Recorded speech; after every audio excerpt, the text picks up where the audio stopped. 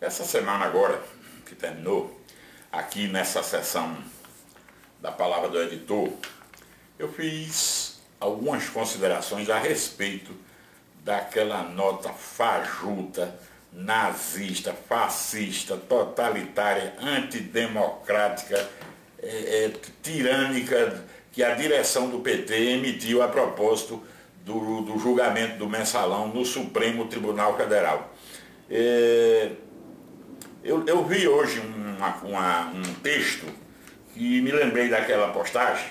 O texto diz que essas tentativas de desmoralizar o Supremo de maneira institucional, através de nota oficial do PT ou do pronunciamento de elementos isolados ligados ao partido, são demonstrações de que um movimento político de tendência totalitária, vendo-se denunciado em suas ações antidemocráticas, busca reverter o quadro negativo, demonizando seus condenadores e endeusando seus condenados.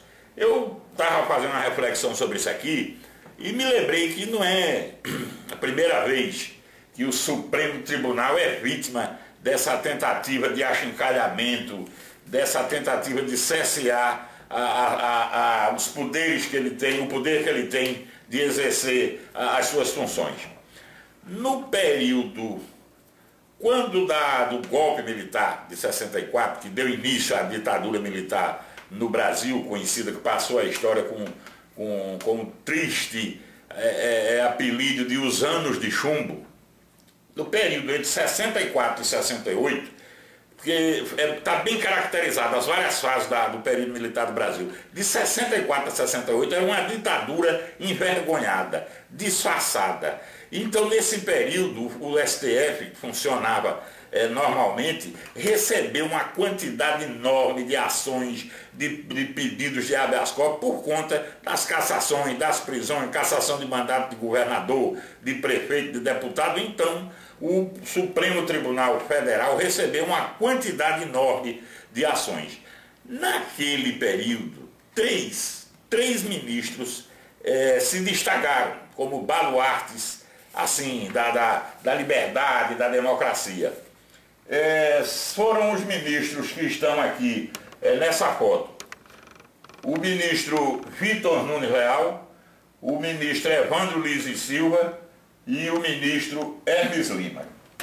Pois bem, quando chega em 68, no ano de 1968, a ditadura, o golpe militar deixou de ser uma ditadura envergonhada, deixou de ser uma ditadura tapeadora, para se tornar uma ditadura de verdade. Inclusive um caso que eu acho que é inédito da história política do mundo.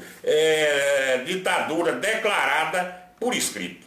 Porque o AI-5, aquela excrescência chamada AI-5, que os militares baixaram, ele dizia no seu artigo 11, uma série de considerações, ele dizia textualmente o seguinte: excluem-se de qualquer apreciação judicial todos os atos praticados de acordo com este ato institucional, bem como seus respectivos efeitos. Estão entendendo, né? O que for a decisão que for tomada a partir desse ato aqui, ninguém pode julgar, o judiciário não pode se meter, excluem-se de apreciação judicial. Acontece que o ato era para ser usado pelo presidente da República, o general ditador de plantão. E com isso, na prática, estava anulado os dois outros poderes, o legislativo e o judiciário, no caso, o Supremo. Aí o que é que aconteceu?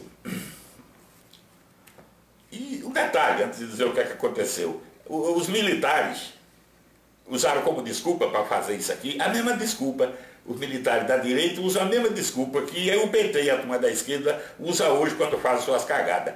Foi tudo para o bem do Brasil e para o bem do povo.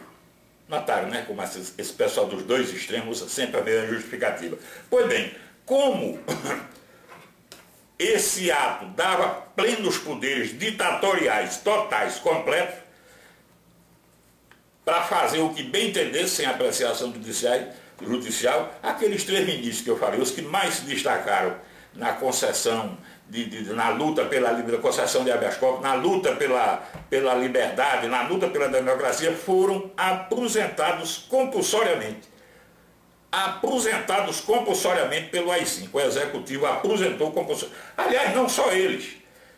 Teve outro ministro de um tribunal superior Tribunal Militar, que era um general, o general Peri Bevilacqua, que, na época, o porta-voz do presidente, o então ditador de plantão, general Arthur da Costa e Silva, cujo porta-voz era o hoje jornalista Carlos Chaga, ele declarou textualmente que ele tinha sido cassado, o general, tinha sido aposentado compulsoriamente porque dava habeas corpus em demasia. Não é de lascar um negócio desse?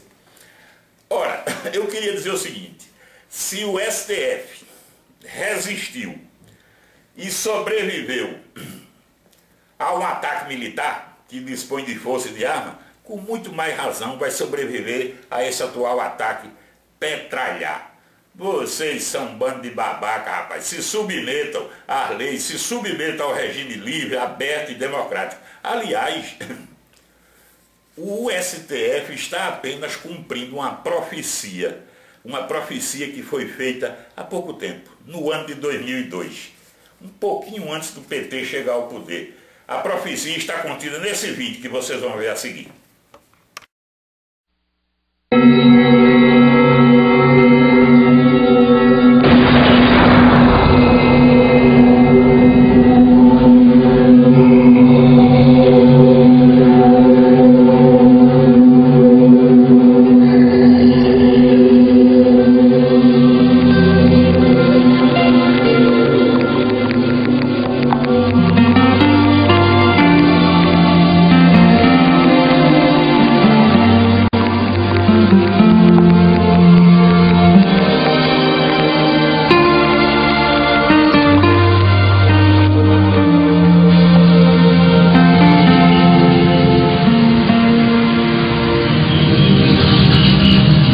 Ou a gente acaba com eles, ou eles acabam com o Brasil.